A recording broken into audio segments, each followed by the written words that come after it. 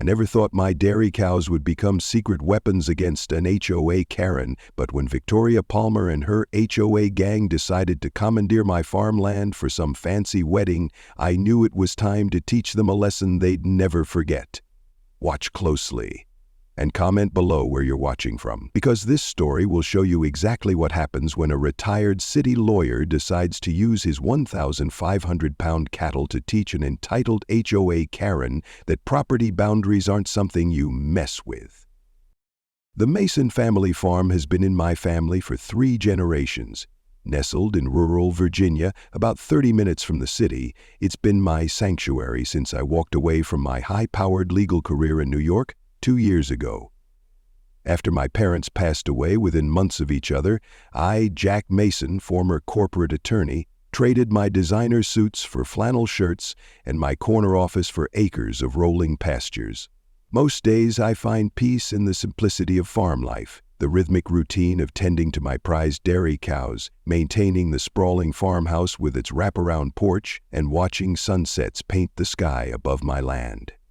My farm borders Oakwood Estates, one of those upscale suburban developments with manicured lawns, cookie-cutter houses, and a homeowners association with rules thicker than the federal tax code. I never paid much attention to my neighbors until their HOA president, Victoria Palmer, decided my farm was somehow under her jurisdiction.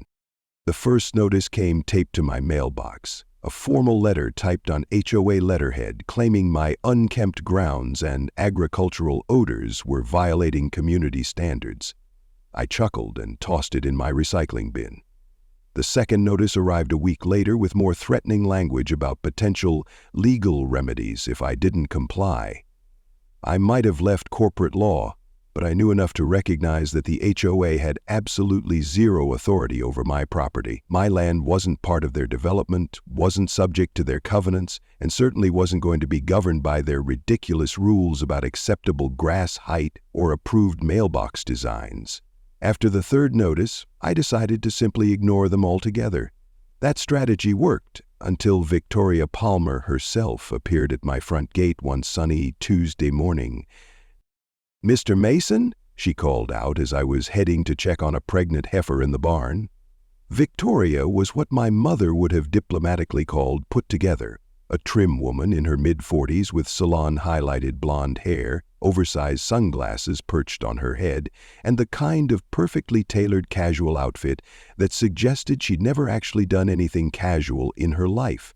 Her white Lexus SUV idled behind her at the end of my gravel driveway, as if she couldn't bear to drive it any closer to actual dirt. "We need to discuss your compliance with community standards." Her voice had that particular tone that suggested she was used to people doing what she said, simply because she said it. I approached the gate slowly, wiping my hands on my jeans. "Ms. Palmer, I assume?" "I've gotten your notices and I think there's been a misunderstanding. My property isn't part of Oakwood Estates. The HOA has no jurisdiction here." I tried to keep my tone friendly, professional, the way I would have addressed a difficult client back in my legal days. Victoria's perfect smile didn't waver, but her eyes narrowed slightly. "Mr. Mason, the proximity of your operation to our community is negatively impacting property values. The smell alone from those animals is unacceptable, not to mention the aesthetic concerns." She gestured vaguely toward my fields, where several of my Holsteins were peacefully grazing. "We're simply asking you to maintain reasonable standards." "I understand your concerns," I said, not understanding at all why she thought she had any say in how I ran my farm. "But my property has been a working dairy farm for over 70 years. It was here long before Oakwood Estates was developed. I'm operating within all county agricultural regulations." Victoria's smile tightened, and she pulled a folder from her designer handbag. "Perhaps you'd like to review the township's nuisance ordinances? My husband, Charles Palmer, I'm sure you've heard of him, he's one of the top attorneys in the state, has highlighted several sections that your farm likely violates." I took the folder but didn't open it. "I appreciate your concern, Ms. Palmer, but I'll have my own attorney review this. In the meantime, I need to get back to work. Have a nice day." I tipped my hat and turned to leave. "This isn't over, Mr. Mason," Victoria called after me. "The Oakwood Estates community will not tolerate this disruption to our way of life. The board will be discussing further action at our next meeting." I didn't turn around, just raised a hand in acknowledgement and continued toward the barn. Later that evening, as I was reviewing the security camera footage from my property, a habit I'd developed after finding teenagers from the development occasionally trespassing to take selfies with the cows, I noticed something concerning. Victoria Palmer, along with two men in business attire, had returned to my property while I was in town picking up supplies. They were walking along my fence line taking photos, and at one point one of the men pulled out what looked like a measuring tape. The audio wasn't clear, but I distinctly heard Victoria say, "Charles says we have options. If he won't cooperate voluntarily, there are other ways to handle this situation." I watched with growing unease as they took more pictures, pointed toward my farmhouse, and even peeked through the slats of my barn where my pregnant heifer was resting. "We'll send a letter from the firm first," one of the men said. "Sometimes that's all it takes." They laughed, and Victoria nodded approvingly. I sat back in my chair, a knot forming in my stomach. I might have left the legal battlefield of New York, but it seemed another kind of battle was just beginning here in Virginia, and something told me this was only the opening salvo. 3 days after Victoria's visit, I was repairing a section of fence when I spotted a young couple wandering around the flowering meadow at the front of my property. The woman wore a flowing sundress and seemed to be gesturing enthusiastically while the man nodded, occasionally checking something on his phone.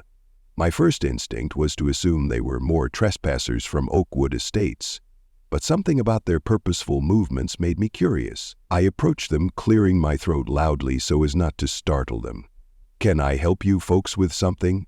The woman turned, revealing a face that bore a striking resemblance to Victoria Palmer. Younger, softer somehow, with less of the hard edges, but unmistakably related. "Oh, I'm so sorry," she said, her voice genuinely apologetic. "Are you Mr. Mason? I'm Olivia Foster, Victoria Palmer's daughter. This is my fiancé, James Wilson." The man beside her gave a curt nod but continued looking at his phone. "We probably should have called first," Olivia continued, seeming embarrassed. "But we were driving by and I wanted to show James this meadow. It's so beautiful with all the wildflowers." I looked around at what was essentially an untamed field where I let native plants grow freely, hardly what I'd consider a showpiece of the farm. "You see, we're getting married in a few months, and I've always dreamed of an outdoor wedding. When we drove past your farm last week, I just fell in love with this spot. The way the light hits it in the afternoon, with those old oak trees for shade and the rolling hills in the background." She trailed off, looking wistful. "It would be the perfect setting." James finally looked up from his phone. "We're willing to pay, of course," he said, in a tone that suggested he was doing me a favor. "Olivia's set her heart on it and, well, what the bride wants." He gave a strained smile. I shifted uncomfortably. "I appreciate the interest, but I don't rent out the farm for events. It's a working dairy operation and I can't really accommodate—" "There you are!" Victoria Palmer's voice cut through the air like a knife.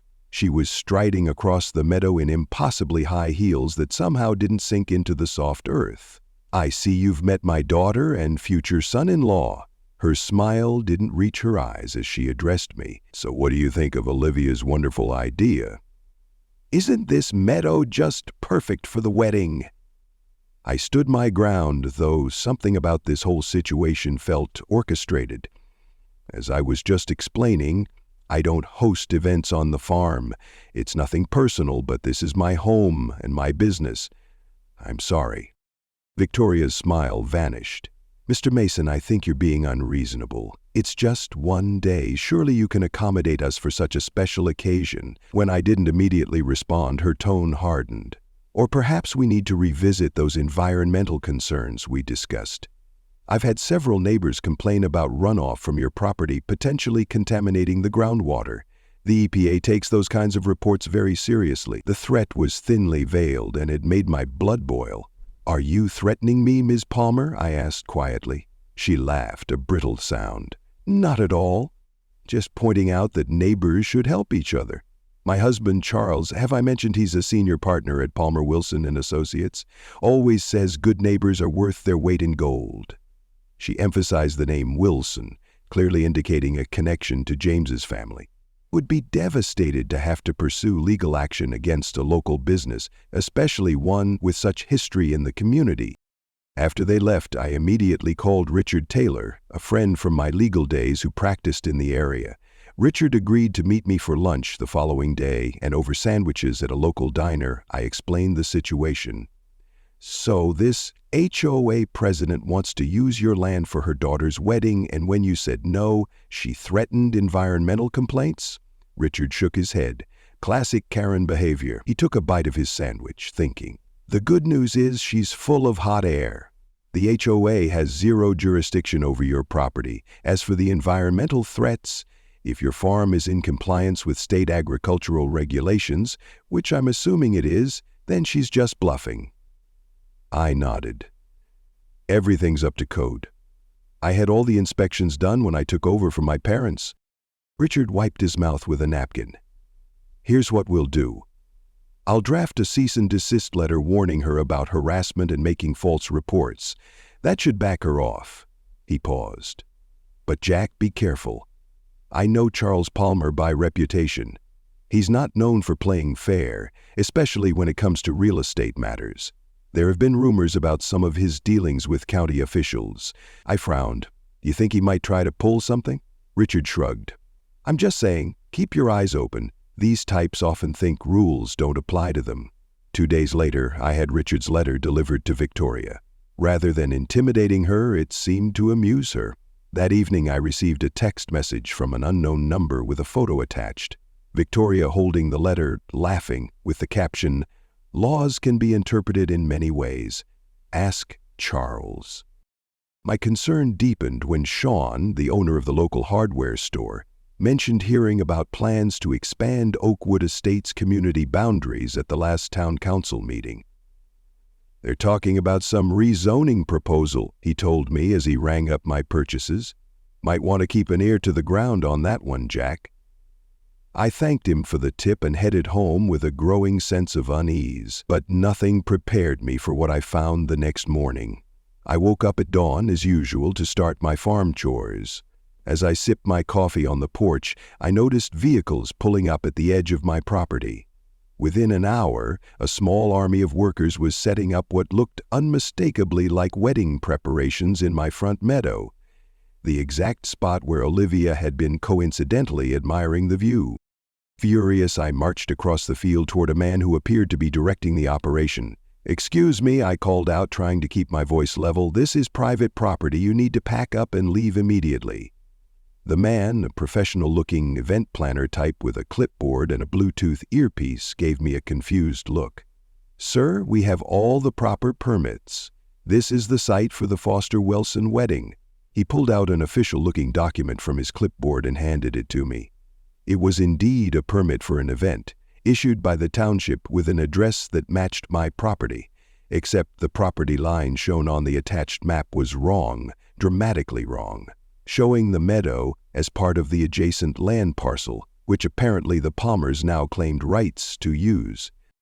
"This is incorrect," I said, pointing to the map. "This meadow is part of the Mason Farm property. It's been in my family for generations. There's been a mistake." The planner looked uncomfortable. "Sir, I just go where I'm told. If you have an issue with the permit, you'll need to take it up with the issuing office. We're just doing our job." I pulled out my phone to call Richard, but it went straight to voicemail. As I was leaving a message, a now familiar white Lexus pulled up. Victoria Palmer emerged, looking triumphant in a cream-colored pantsuit. "Good morning, Mr. Mason," she said sweetly. "I see you've discovered our little surprise." I held up the permit. "This is fraudulent. This land belongs to me, and I never approved any event." Victoria waved a dismissive hand. "The township records indicate otherwise. There seems to be some ambiguity about the exact property line. But don't worry, we'll be sure to leave everything exactly as we found it after the wedding." I stood my ground. "There's no ambiguity. I'm calling the sheriff." Victoria's smile didn't waver. Feel free, but do keep in mind that my husband has been the township's legal counsel for 15 years. The wedding is on Sunday. That's 3 days from now. Even if you could get an emergency hearing, which you won't, it wouldn't be scheduled before then. She stepped closer, her voice dropping. The wedding will proceed, Mr. Mason. Every important person in this county will be here. If anything at all goes wrong, I will personally make sure you regret it for the rest of your life. I'll sue you for intentional interference with a contract, emotional distress, and anything else Charles can think of. You'll be tied up in court until your grandchildren are collecting Social Security. She turned to leave, then paused. Oh, and please do keep those smelly cows of yours far away on Sunday. We wouldn't want any unfortunate incidents. As she walked away, I felt my blood pounding in my temples. This wasn't just about a wedding or an HOA overstepping its boundaries. This was about my land, my home, and a family who thought they could take whatever they wanted simply because they had money and connections. I might have left my legal career behind, but I hadn't forgotten everything I'd learned, and I, a former attorney, wasn't about to let them illegally seize my property without a fight. With legal channels blocked and township offices refusing to see me, I examined my property records and discovered something suspicious. The wedding permit used an outdated 1985 survey with a mapping error that had been officially corrected the following year. Someone had deliberately created confusion about the property line. Harold Johnson, a former township council member in his late 70s, confirmed my suspicions. Charles Palmer has been playing these games for years, he said, providing documentation of the corrected boundaries and Palmer's history of questionable land dealings. My attorney Richard finally called back with bad news. Jack, I can't represent you. Palmer reached out to the partners at my firm. There have been suggestions that continuing to represent you might constitute a conflict of interest. He did refer me to Sarah Cooper, an independent property surveyor, who quickly confirmed the permit was using incorrect boundaries. Given that the correct information is readily available, I'd say this was deliberate, she concluded, but warned there was no way to resolve this legally before Sunday's wedding. As I was leaving, Kelly Murphy from Oakwood Estates sent me a photo showing Victoria and Charles Palmer having lunch with 2 township council members. The same officials I'd been told were in meetings all day. The legal route was clearly blocked. I couldn't get an attorney, a hearing, or acknowledgement of the fraudulent permit before the wedding, but I wasn't powerless. This was my land, and I had something Victoria Palmer didn't. A herd of dairy cows with absolutely no respect for fancy weddings. The next morning, Kelly Murphy showed up at my farm unannounced. I figured you might want some inside information, she said when I opened the door. I invited her in, curious about why someone from Oakwood Estates would want to help me against their HOA president. Kelly accepted a cup of coffee and got straight to the point. Victoria Palmer is a tyrant. Last year, she fined me $500 because my garden gnome was not in keeping with the aesthetic standards of the community. The year before that, she tried to force my elderly mother to repaint her entire house because the color was too similar to her neighbors, even though both colors had been pre-approved by the HOA board. She took a sip of her coffee. Most of us in Oakwood hate her, but we're afraid to speak up. She's vindictive, and her husband has a reputation for making legal problems for anyone who crosses them. I was surprised to learn that Kelly had good reason for her animosity toward the Palmers, beyond petty HOA violations.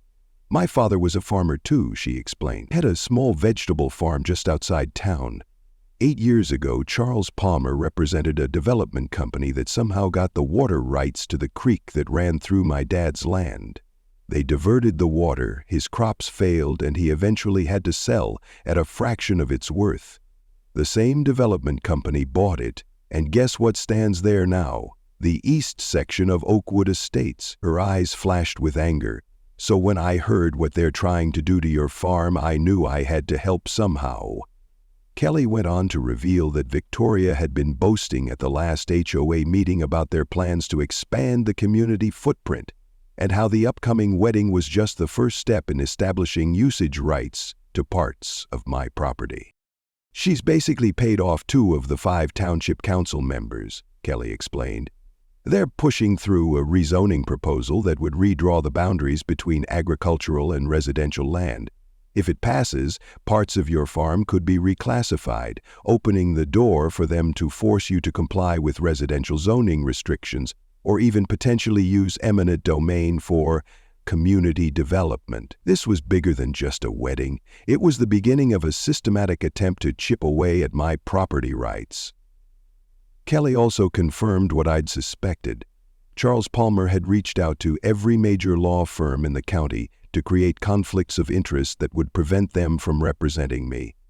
It's a classic Charles Palmer tactic. He's done it before. Before she left, Kelly offered to help in whatever way she could. I have access to the HOA email list, and all of Victoria's planning documents for the wedding could be useful. With Kelly's inside information, I met with Mike Anderson, my farm manager and childhood friend, to develop our strategy. Mike had worked for my father before me and knew every inch of the property. More importantly, he understood the behavior patterns of our dairy herd better than anyone. "So let me get this straight," Mike said as we sat at my kitchen table, looking at maps of the property. "You want to accidentally let the cows wander into the wedding?" I nodded. "Technically, they'll be wandering onto their own pasture, the one that's being illegally used for a wedding, but yes, that's the basic idea." Mike grinned. "I like it. Simple but effective." We spent the afternoon planning the logistics. The fence separating the cow's current pasture from the wedding meadow had a gate that, if left unlatched, would allow the herd easy access. The timing would be crucial. Too early and the wedding planners would simply shoo the cows away. Too late and we might miss the opportunity entirely. Mike pointed to a spot on the map. "Justice always leads the herd, and she likes to head to this corner of the meadow first. It has the sweetest clover." Justice was our lead cow, a particularly intelligent Holstein with a distinctive red bell around her neck. If we time it right, she'll lead the others straight through the wedding party. We also discussed backup plans and contingencies, including how to quickly round up the cows if things got out of hand. The last thing I wanted was for any of my animals to be harmed in our little act of rebellion. I also enlisted the help of Billy Johnson, the 12-year-old son of my groundskeeper, who had a knack for electronics. Billy agreed to set up small cameras at strategic locations around the meadow to document everything that happened, both to protect ourselves legally and to capture whatever revelations might occur during the confrontation. As Saturday arrived, the day before the wedding, the preparations on my meadow reached fever pitch. A massive tent had been erected, rows of white chairs arranged, and an elaborate floral arch constructed where the ceremony would take place. I watched from a distance as Victoria, Charles, Olivia, and James arrived to inspect the progress. Victoria was nitpicking every detail, berating the wedding planner for minor imperfections. Charles stood off to the side, talking intensely on his phone. Olivia seemed subdued, barely reacting as her mother pointed out various features of the setup. James, meanwhile, kept checking his watch as if he had somewhere more important to be. I decided to make an appearance, walking casually across my own property as if just going about my business. Victoria spotted me immediately. "Mr. Mason," she called out with false sweetness, "have you come to see how beautiful your meadow looks when properly utilized?" I maintained my composure. "Just checking that you're not disturbing my property beyond what will be necessary to clean up after your event." I pointed to the fence line near the cow pasture. "I should warn you that my dairy herd sometimes grazes near that area. You might want to move the champagne table back a bit." Victoria's smile hardened. "Your animals had better be nowhere near this wedding, Mr. Mason. I've hired security specifically to ensure there are no disruptions." I shrugged. "I'll do my best to keep them away, Miss Palmer. But they are animals after all. Sometimes they don't understand human boundaries." Charles approached, inserting himself into the conversation. "Any problems here?" he asked, his tone making it clear he was looking for one. "Not at all," I replied pleasantly. "Just offering some friendly advice about the local wildlife. Good luck with your event." As I walked away, I could feel their eyes boring into my back. The confrontation had served its purpose. I'd given them fair warning about the cows, which would help our legal position later. More importantly, I'd observed something interesting during my brief visit. Olivia seemed miserable. This wasn't the glow of a happy bride about to have her dream wedding. This was the demeanor of someone going through the motions under duress. I cleared my throat. The duress hovered midway between a bow of glee and the deep mumbles of despair. It made me wonder what else was happening beneath the surface of this perfect Palmer family facade. That evening, as Mike and I were finalizing our plans for the next day, my phone buzzed with a text message from an unknown number. "Mr. Mason, this is Olivia Foster. Can we meet tonight? There's something you should know before tomorrow." The message was so unexpected that it gave me pause. Was it a trap? Or was there more to this story than I'd realized? I met Olivia at a diner on the edge of town. She arrived looking nervous, dressed simply in jeans and a sweatshirt. "I need to apologize," she said quietly. "I had no idea my parents were forcing you to host the wedding. My mother told me you had enthusiastically agreed to rent the space." She continued hurriedly, "This wedding to James isn't what I want. It's a business merger. He's the son of my father's biggest client. There's someone else, Mark Jenkins. We dated in college before my parents forced us to break up because he wasn't from the right family. He works as a mechanic in town now." Tears welled in her eyes as she revealed, "My parents want to force you out completely. My father has investors ready to turn this whole area into an expansion of Oakwood Estates, premium lots with countryside views. That's how they're planning to market it." "Why are you telling me this?" I asked. Olivia twisted her massive engagement ring. "Because I'm tired of being part of their schemes. I'm tired of people getting hurt because of my family, and honestly because I'm looking for the courage to break free." Before leaving, she added, "Whatever you're planning for tomorrow, just know that I won't blame you. Part of me hopes you succeed." The next morning, I found Mark Jenkins at Dave's auto shop. When I mentioned Olivia, his expression instantly changed to one of concern. He confirmed they'd maintained their relationship in secret for years. "She's miserable, but terrified of standing up to her parents." He added that James, the groom, was equally unhappy, already in a relationship with an artist in the city. Back at the farm, Kelly showed me damning evidence. HOA planning committee messages detailing how Victoria and Charles intended to use the wedding as the first step in a larger strategy to encroach on my land, even mentioning artificially creating environmental concerns to force compliance with residential zoning. I realized my plan needed to change. This wasn't just about protecting my land anymore, but about giving Olivia an opportunity to escape a forced marriage while exposing the Palmers. I met with Olivia again to share my revised plan. For the first time, determination replaced the fear in her eyes. "I don't care anymore. I can't live like this for another day." She provided the wedding timeline to help with our planning and prepared her own escape. Sunday morning arrived with perfect weather, clear blue skies, mild temperature, a gentle breeze. Mother Nature herself seemed to be conspiring with the Palmers.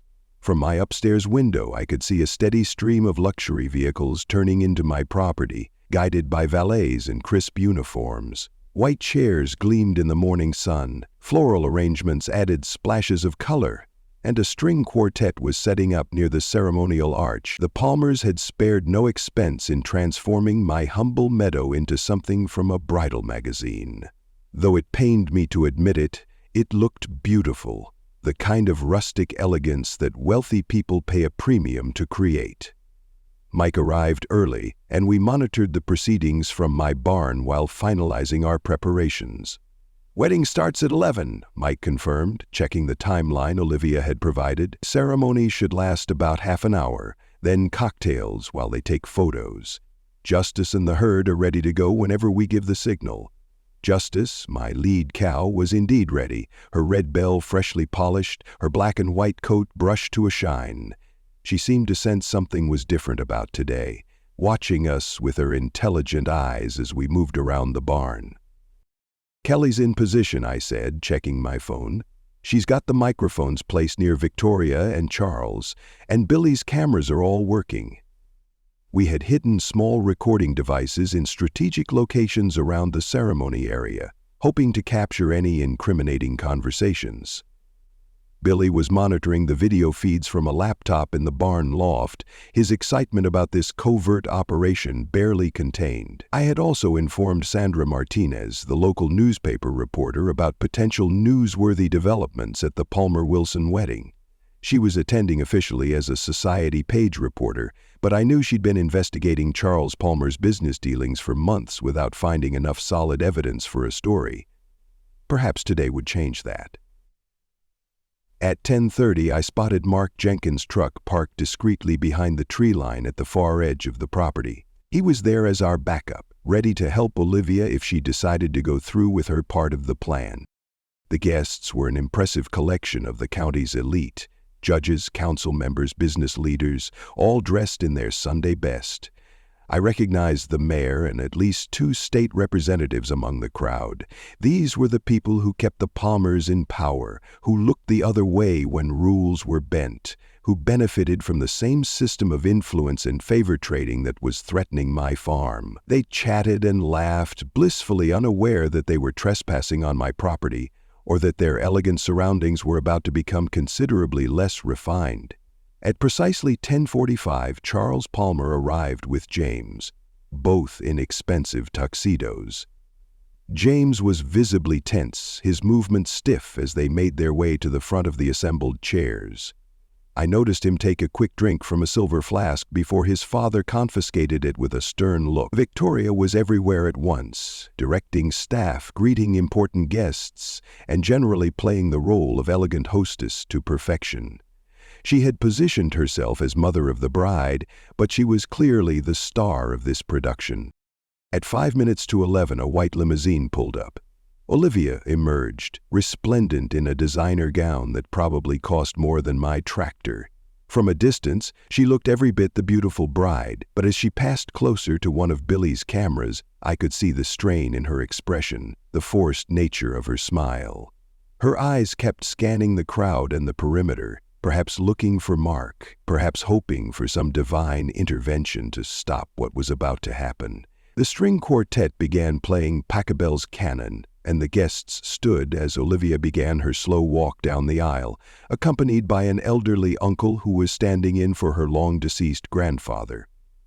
"It's time," I whispered to Mike. He nodded and slipped out the back of the barn to position himself near the gate that separated the cow pasture from the wedding meadow. I took a deep breath and walked casually along the tree line until I reached a spot where I could observe without being immediately noticed.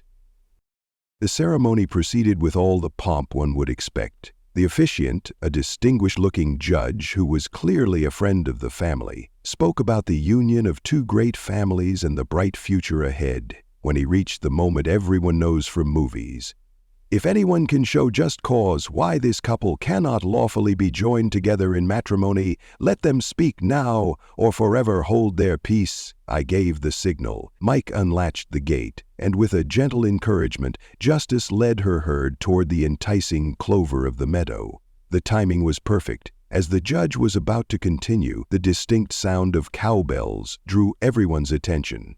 Justice, in all her 1,500-pound glory, ambled into view, heading directly for the wedding party. Behind her came 15 more Holsteins, moving with the unhurried confidence of animals who knew this was their territory. The reaction was immediate and chaotic. Guests leapt from their seats, ladies in high heels stumbled as they tried to move out of the way, and the string quartet stopped mid-note. Victoria's face contorted with rage. "Mason," she screamed, spotting me at the edge of the gathering, "get these filthy animals out of here immediately." Charles was already on his phone, presumably calling the police or his lawyer, or both. The cows, entirely unperturbed by the commotion, continued their advance. Justice, with unerring instinct, headed straight for the elaborate 7-tier wedding cake displayed on a table near the reception tent. The guests scattered in all directions, some laughing, some shrieking in dismay. James, the groom, seemed almost relieved by the interruption and made no move to help restore order. Olivia stood frozen in place, watching the chaos unfold with an expression that hovered between horror and hope. I approached calmly as if this were a normal occurrence. "I did warn you about the cows, Miss Palmer. I said loudly enough for nearby guests to hear. "This is their pasture, after all." Victoria was nearly incoherent with fury. "You did this on purpose. This is sabotage. Charles will sue you for everything you own." Her tirade escalated as she began insulting not just me, but all ignorant backward country people who don't understand progress and civilization. Thanks to Kelly's strategically placed microphones, every word was being recorded, including her admission that they had deliberately misrepresented the property boundaries. "We had every right to use whatever means necessary to secure this location," she hissed at me, not realizing her words were being captured. "This farm is an eyesore that's been holding back Oakwood Estates for years. When we're done with you, this will all be premium residential lots." Mike was filming Victoria's meltdown on his phone, capturing every incriminating word. Meanwhile, Justice had reached the wedding cake and was investigating it with her broad, pink tongue, much to the horror of the wedding planner and the delight of several children in attendance. In the midst of the bovine invasion, I noticed something significant. Olivia had slipped away from the ceremonial area. Through one of Billy's camera feeds, I could see her running toward the tree line where Mark was waiting. The bride was making her escape, just as we had planned. Charles finally noticed his daughter's absence and began scanning the crowd frantically. "Where's Olivia?" he demanded. "Where did she go?" But his attention was quickly diverted by a more immediate concern. The judge, who had been officiating the ceremony, was now engaged in an intense conversation with Sandra Martinez, the reporter. From their gestures and the judge's increasingly troubled expression, it appeared she was asking some very pointed questions about the legality of holding the event on disputed property. As Victoria continued her very public meltdown, now threatening everyone from me to the cows to the guests who were taking photos of the disaster, I pulled out a folder of documents I'd been carrying inside my jacket. "I think," I said loudly, "it's time everyone learned the truth about what the Palmer family has been doing not just to me, but to this entire community." A crowd had gathered around us now, wedding guests in their finery, standing awkwardly in the grass, looking confused and increasingly concerned. The cows were happily grazing throughout the wedding setup, occasionally nudging over a flower arrangement or investigating an abandoned purse. I raised my voice to address the assembled group. "Ladies and gentlemen, I apologize for the disruption to this event. However, there are some facts you should be aware of." I held up the property deed and surveys. "This wedding is taking place on my land, Mason Farm property, without my permission. The Palmers obtained a fraudulent permit using an outdated, incorrect survey map that was officially invalidated decades ago." Murmurs spread through the crowd as I continued. "But this is not just about a wedding. This is about a systematic attempt to seize private property through deception and manipulation of the legal system." Sarah Cooper stepped forward, introducing herself as an independent property surveyor. She confirmed my claims about the boundary lines and explained the significance of the falsified documents. "This is not a simple misunderstanding," she concluded. "Someone deliberately used an incorrect map that had been officially superseded. That constitutes permit fraud. Charles Palmer tried to regain control of the situation. This is preposterous. This is clearly a case of a disgruntled farmer trying to extort money from a prominent family. We'll address these outlandish claims in court."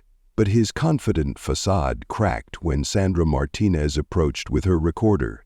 "Mr. Palmer, would you care to comment on the evidence that you and your wife have been using HOA funds to rezone agricultural land for development purposes?" Before Charles could respond, Kelly stepped forward with her phone, playing the recording of Victoria explicitly discussing their plans to force me off my land and convert it to residential lots.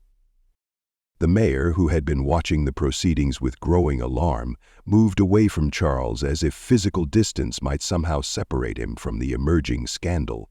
Other officials in attendance were doing the same, suddenly very interested in their phones or the horizon or anything but the unfolding drama. Victoria, seeing her carefully constructed social world collapsing around her, turned her fury on Charles. "You promised this would work. You said no one would question the permit." Charles hissed at her to be quiet, but it was too late. In her rage, Victoria was inadvertently confirming everything. Then came the moment that truly shattered the Palmer facade. "Where is Olivia?" Victoria suddenly demanded, realizing her daughter was nowhere to be seen. "That ungrateful girl, after everything we've done for her, setting up this perfect marriage to secure the Wilson partnership." James, who had been standing off to the side, looking increasingly relieved as the wedding fell apart, stepped forward unsteadily. The flask had clearly been refilled and emptied several times since the ceremony began. "Perfect marriage," he slurred. "That's rich. You know I've been with Stephanie for 3 years. Dad only made me do this for the merger." This revelation sent another shockwave through the guests. Charles was livid, grabbing his son's arm and attempting to silence him, but James shook him off. "No, Dad, I'm done. This whole thing is a sham. Olivia doesn't want to marry me. I don't want to marry Olivia. The only people who wanted this wedding were you and Victoria, and look how that turned out." He gestured to Justice, who was now wearing a string of decorative wedding pearls around her neck that she had somehow acquired during her exploration. Harold Johnson, the elderly former council member, made his way to the front of the crowd with surprising agility for a man his age. "As someone who served this township for over 30 years, he announced in a voice that commanded attention despite its age, "I am formally requesting an investigation into Charles and Victoria Palmer's dealings with local officials. This pattern of behavior has gone on long enough." The current council members present looked deeply uncomfortable, especially when Harold added, "And I've kept records, very detailed records, of suspicious zoning and permit approvals going back 15 years. As if on cue, one of Billy's hidden cameras captured the moment when Victoria pulled aside Margaret Williams, the township office manager, and whispered furiously, "Destroy any records of the payments. Do it today." Billy immediately sent this damning footage to Sandra's phone, and her expression as she watched it indicated that she finally had the smoking gun she'd been seeking for her investigation. Charles made a desperate attempt to salvage the situation, addressing the crowd with his practiced courtroom voice. "This is all a misunderstanding that has gotten out of hand. Obviously, there's been some confusion about property boundaries, and if Mr. Mason feels his land has been improperly used, we can discuss fair compensation." I shook my head. "This isn't about compensation, Mr. Palmer. This is about the systematic abuse of power and influence to take what doesn't belong to you, whether it's my land or your daughter's right to choose her own life." At the mention of Olivia, Victoria's face contorted with fresh rage. "Where is she? What have you done with her?" She turned to the guests, trying to generate sympathy. "My daughter has been kidnapped. This farmer has orchestrated this whole disaster to abduct my child." Her theatrical accusation might have gained traction if not for the timely arrival of a text message that Sandra received and with my nod of permission read aloud. "Mother and father, I have left of my own free will. I will not be part of a marriage arranged for business purposes or a family that uses manipulation and threats to control everyone around them. I am safe and happy for the first time in years. Please do not look for me. Olivia." There was a long moment of stunned silence, broken only by the contented sounds of cows enjoying the wedding flowers. Then, gradually, people began to disperse. The mayor made a hasty exit, followed by the council members. Wedding guests clustered in small groups, whispering and casting glances at the Palmers. Victoria stood frozen, her perfect appearance finally cracking to reveal the fury beneath. Charles was already on his phone, presumably calling in favors or threatening lawsuits, or both. As the elaborate wedding disintegrated around us, Sandra Martinez approached me. "This is going to be quite a story, Mr. Mason. The social event of the season turned land-grabbing scandal. Can I get your official statement?" I looked around at my meadow, now trampled by guests and decorated with half-eaten floral arrangements courtesy of my cows. My statement is simple. In this country, we have laws protecting private property for a reason. No one, no matter how wealthy or well-connected, has the right to take what isn't theirs, whether it's land or a person's freedom to choose their own path. Kelly, who had been coordinating with the other Oakwood Estates residents in attendance, informed me that an emergency HOA meeting was already being called via text message. "Victoria's days as president are definitely over," she said with satisfaction. "I've been nominated to take her place." I smiled at the poetic justice. "Congratulations, Madam President. I look forward to having a good neighbor relation with Oakwood Estates." By late afternoon, the wedding guests had all departed. The vendors were packing up their equipment, after I assured them they wouldn't be held responsible for the location confusion, and the police had taken preliminary statements about the fraudulent permits. Charles and Victoria had finally left as well, their departure accompanied by Victoria's continued threats of retribution. Justice and her herd had been gently guided back to their regular pasture, apparently satisfied with their contribution to the day's events. As I sat on my porch that evening, watching the last of the wedding detritus being cleared away, I felt a mix of emotions: relief that my land was safe, satisfaction that the Palmers' schemes had been exposed, and hope that Olivia had found her way to happiness. My phone buzzed with a text message from an unknown number. "Thank you for today. Mark and I are fine. We'll be in touch when things settle down." Oh. I smiled, pleased that at least one good thing had come from this chaotic day. The meadow would recover quickly from being the site of the wedding that wasn't.